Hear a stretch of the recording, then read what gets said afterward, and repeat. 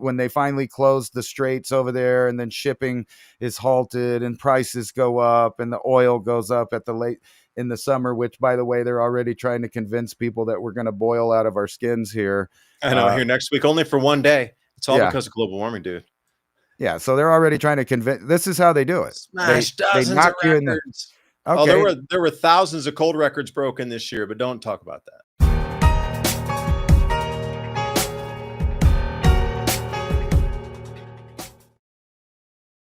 Don't worry about those things. Just worry about how hot it is, whether or not there's kings or not. And that's what's really funny. One You, day. you remember they had the little stupid protest, and I kind of said that I thought that would come and go. It was funny, really, because it's mostly residents of this country that were doing it. It's the same group of people that usually get out for any kind of leftist thing. But you get these guys out here, is what we were talking about last time. You get them out there where it's really hot. So I'm expecting one more event to take your eyes away from what's going on in the Middle East so they can decide what they're deciding. And then it'll be back on the news again on the next news cycle about, what's going on in the Middle East. But we need a new news cycle. So that's going to start Friday morning, that seemingly is the new news cycle. I've noticed Friday morning, it starts new. Last week, we kind of got it on Thursday night whenever the missiles started flying. So we kind of knew what the whole next week was going to be about. But here it is. We're going to be super hot. We're going to be boiling. They're going to report a lot on tornadoes, hurricanes, and all that, and talk about how you need to pay that climate tax again, because they haven't given up on this idea. Despite what's going on in the U.S., you still have the rest of the world going full scale ahead. Pushing these ideas about how we're destroying the planet, and we need to, and it all amounts to reducing people. So they're going to give us that, and then, like you said, around the world, you're having the same thing. Farmers struggling with wheat, which is the main, kind of gruel of the world. Even though, in my opinion, we shouldn't be eating it because it's for cows. But since the Roman Empire and even way before that, they'd been, using this as the staple of civilization. This runs armies, this runs livestock, this runs everything. So whenever you start getting in a world where the grain runs out, then you actually got a problem. And then people start heisting, eggs and stuff like that, and asking for ransom. No, I'm just joking. Yeah, They're well, not I'm really. wondering about the ethanol industry too. Like at some point, people can't eat. Ethanol's got to go the way of the dinosaur. You can't be pulling all that available food out of people's bellies to put it into the gasoline tank. Well, So at some point, we're going to have to pull back on this ethanol mandate thing. And then all these companies that are involved in the sequestration and the production, and there's a whole, there's a huge amount of thing with this CO2 pipeline that's being, run through farms by a private company saying we get eminent domain over the farm, not a government anymore, a company. Says we need your farm to put our private pipeline through, and they're like, we don't want that. Well, if we don't have the pipeline, the county can't generate as much revenue, so we're going to let a private company claim eminent domain, and we're going to run the CO2 pipeline. Like these kind of things are all based on ethanol because they want to take that. If you do anything with distilling or alcohol production at a home level, you're off gassing, and that off gas for alcohol production is CO2. Monsters. So something is going to have to break on that. You cannot tell, right now it's about 15% of our food supply goes into the gas tank here in terms of grains.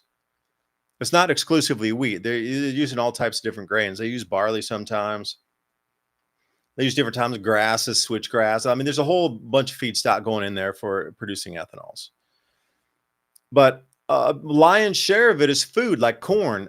Dent corn, okay, we don't eat that. Animals can eat it, but that's field space to grow some other type of edible crops for us, the human. Now, what happens when our food prices start skyrocketing further than they have now?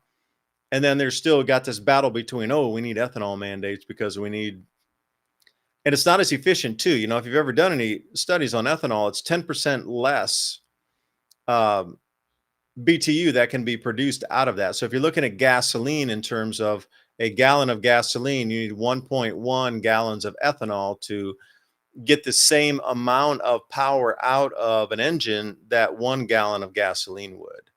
It's 10% less efficient. 10% less efficient. but you would never burn a whole 100% of ethanol. That would ruin your engine in minutes, you know.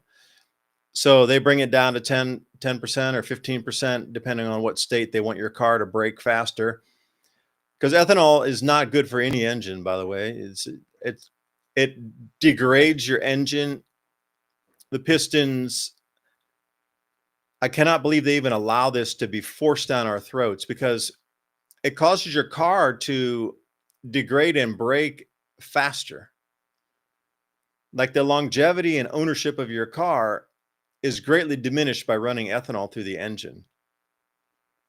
So again, is this planned obsolescence, landfill economy that we're in?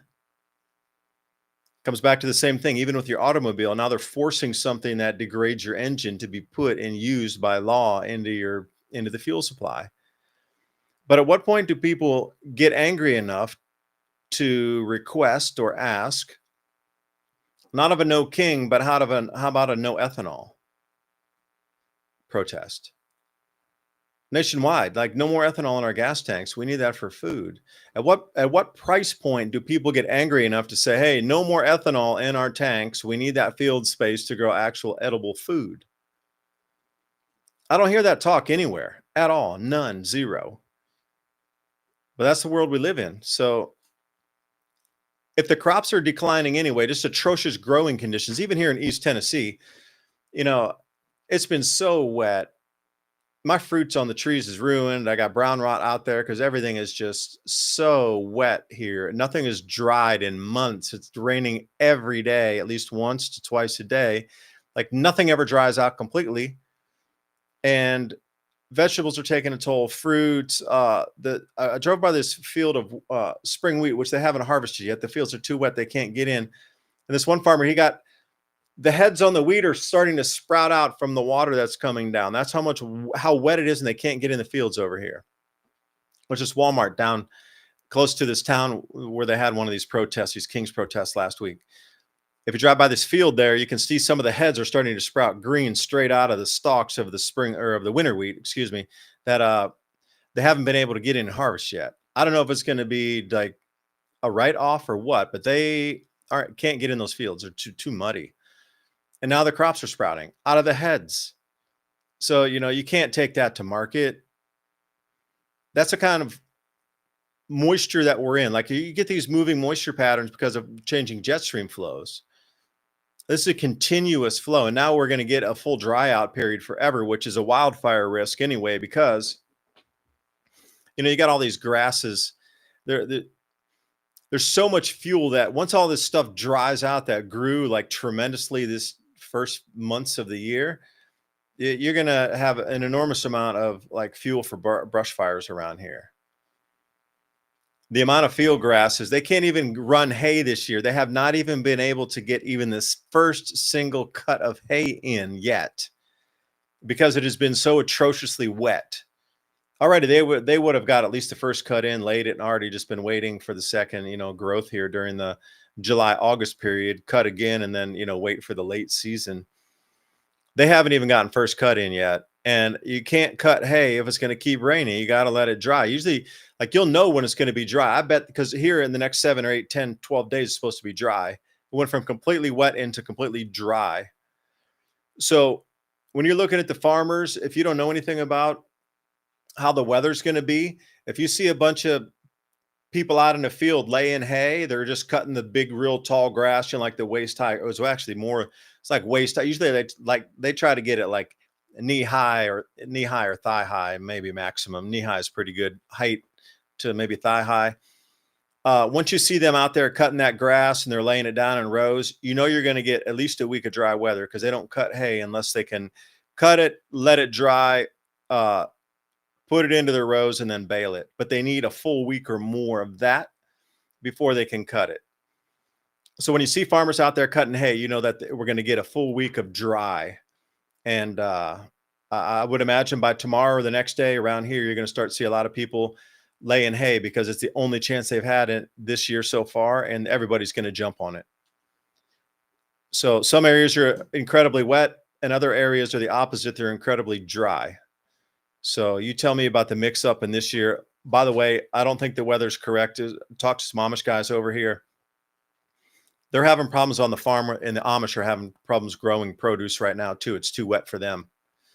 So everywhere you look, it just seems like the climate is off right now, very much off. I can't explain it. It didn't really get warm until just right now, this last couple days. It's been kind of like cold and kind of foggy, what you consider like English, kind of cool. It just chilled in the bones, even though we're in June. It just felt like early spring still until now, and it just kind of broke. But something seems off this year. You know, even the Amish were commenting on it. Just everything seems strange this year. So commercial crops, if the guys who do it for a living that don't use chemical and fertilizer, or I should say commercial fertilizers, the Amish, if they can't get it sorted out, then there's a tremendous problem. So where does that take us for food pricing? And then again, you know, it's just too many things stacked up in a row that can go wrong. And I don't know, perhaps that's the way it's supposed to be. If you can truly control the weather and you can you know, create these conditions. So imagine laying on top an economic condition, a food availability condition, and then a war condition. Like that's the ultimate power play right there. If you can control all those three at some certain level, then you truly control the world. I'm done rambling. Well, I was kind of showing this while you were talking. I mean, look at the humidity there where you're at. It's almost 100%. Yeah, all matter of fact, all of Yeah, it that was blue you terrible see is last like week or 70 and whatever. above. Yeah. You could And barely what's walk really weird, outside and you just break into a sweat. Like just going out on the front deck, or even just out in the front field or something, not even doing any strenuous, just like literally tiptoeing out, and you just break out in a sweat. It was, yeah. and then you know what's funny is over here, for the last several years, I had so much sun that it would just bake stuff at the beginning. So this year, I tried to put all the sprouts, my lettuce, cilantro, all that kind of stuff in a more shaded area. Then we get a bunch of fires, we get African dust. It gets almost no sunlight. It doesn't dry out as fast as it usually does. Like traditionally here, I could water everything and it's in about 4 hours it's all evaporated. Even if it was like a half a foot deep that you flooded it, it's gone, it's dry. This year, moldy, Ooh. wet, dim light this year. So now I'm pushing everything out in the sun and starting over. So I think a lot of people are going to have to, if they have gardens, just reset whatever grew good, like all the squash and stuff. They love the weather for whatever reason. All that's big. I got a bunch of amaranth growing like crazy. Which is cool because here we don't have no soil. So if I grow amaranth and the birds come eat it, they shit all over the place. I build up soil if it doesn't flood and take it away. And that's what everybody's waiting on now is the monsoon season has just started. So all of those stories about the areas that you heard fire, burning, all these hundreds of thousands of acres, whatever, it's going to be burn scar flooding now. So now there's going to be a bunch of emergencies with flooding and stuff.